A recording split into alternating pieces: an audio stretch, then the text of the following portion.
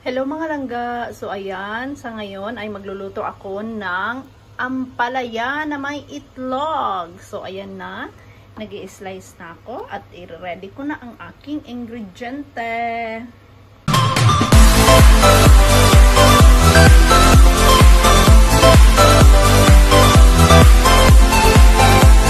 So ayan ang mga langga, natapos ko na i-slice yung aking tawag nito. So, ayan, may gloves ako.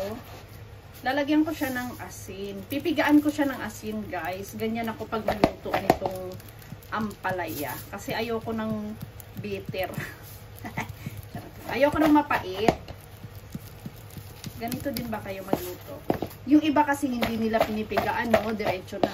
Sabi nila, pag once na pinigaan mo daw to, tapos sinugasan ulit, di mawawala yung nutrients niya.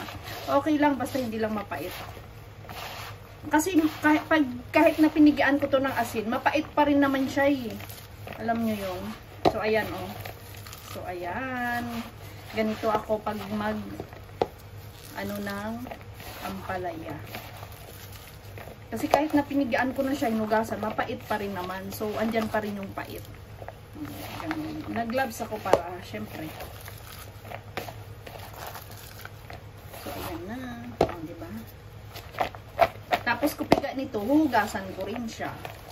Kaya,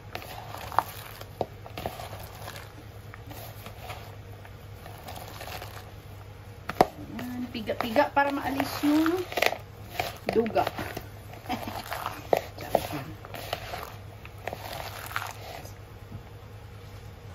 So, ayan mga langga, ready na ang aking ampalaya. Nahugasan ko na siya. Naalis ko na yung asin at napigaan ko na rin. So, ayan, ready na. So, let's start! Hello everyone! This is Chamid 82 Vlog Gonzaga. So, ayan, magluluto ako ngayon ng ampalaya na may itlog. Bitter gourd. So, ayan, nagisa na ako ng garlic. Yung garlic na ginamit ko is yun yung ginawa kong garlic para matagal ng So, ito din yung sibuyas. So, diba? Maraming sibuyas. Mayaman ako sa sibuyas. So, ito nga lang ay hindi mo version at hindi rin version ng nanay mo, hindi rin version ng lola mo, at lalong-lalong hindi version ng mosang mong kapitbahay. This is my own version. So, dagdagan ko ng olive oil. Konting olive oil. Yan. So, gisa-gisa. So, magkaiba tayo ng version, no? Kaya, kanya-kanya tayo. Sa ampalaya, yung iba naglalagay sila ng kamatis. Ako hindi ako mahilig maglagay ng kamatis.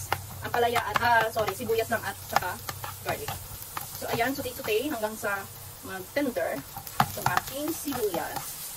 Nagugutom na ako, hindi pa ako kumakain. So, darating ko kalimot sa trabaho, dito ko agad luto. So, ayan. Gisa-gisa-gisa. And then, ilalagay ko na yung aking ampalaya. Na hinugasan ko. Binabad ko sa asin, pinigaan, at hinugasan.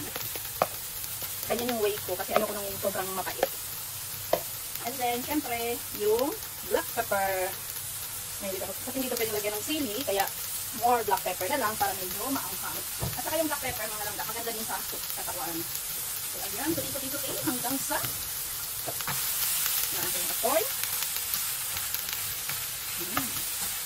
Parang green na din ito ngayon. Panigurado mapait ito. Naklase ng ampalaya. Kasi minsan may ampalaya na hindi mapait. Ayun, huwag yung sibuyas. Sayang. Lagyan natin malinis naman yun. So, see you in a while. So, ayan na. At syempre, yung ipinagbabawal na tiktik. Magic charot. Baka naman. So, ayan. Medyo marami-rami kasi yung ampalaya. So, medyo malaki kasi yung nalulutong ampalaya.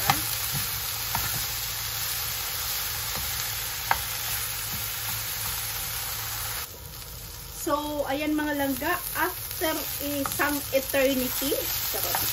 After 300 years, pwede na. So, ilalagay ko na yung itlog. Huwag na kayo magtanong kung ilang itlog yan.